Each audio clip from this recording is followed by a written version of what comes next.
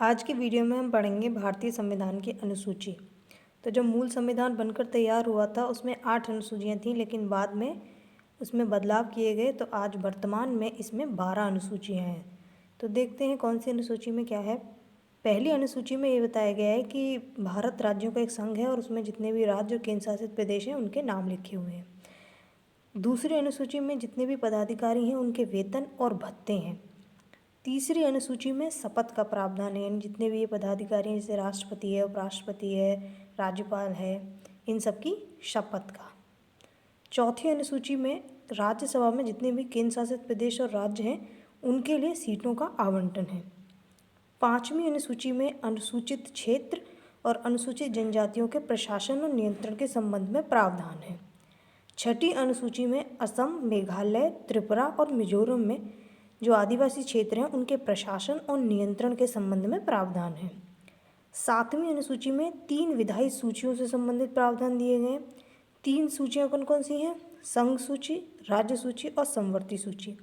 संघ सूची में पहले 97 विषय थे, अब उसमें 100 विषय हैं। राज्य सूची में 66 थे, अब 61 हैं। और समवर्ती सूची में पहले 47 थे, अब 52 हैं।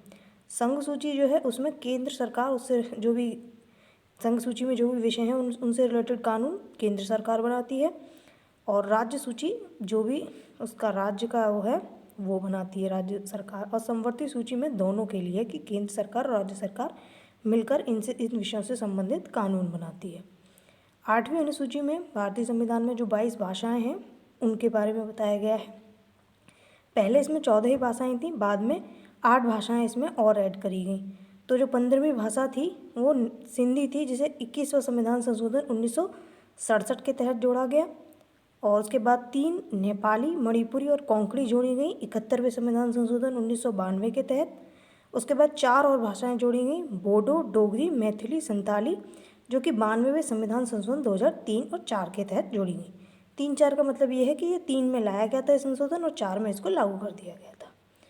9वीं अनुसूची जो है इसमें भूमि सुधार और संपत्ति अधिग्रहण से संबंधित प्रावधान है।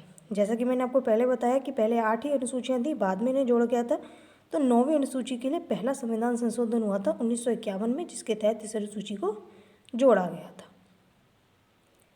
10वीं अनुसूची में दल बदल से संबंधित कानून है, जिसे कि 52वें संविधान संशोधन 1985 में जोड़ा गया था।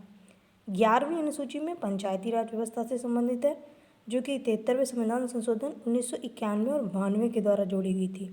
और 12वीं अनुसूची में आपके नगर पालिका से संबंधित प्रावधान है, जिसे 74वां संविधान संशोधन 1992 के तहत जोड़ा गया था। तो ये हमारे संविधान की 12 अनुसूचियाँ थीं, जिनके बारे में हमने पढ़ा कि इसमें कौन सी अनुसूची में क्या लिखा हुआ है। तो आज की वीडियो में इतने ही रखते हैं, मिलते हैं अगली वीडियो में। Thank you.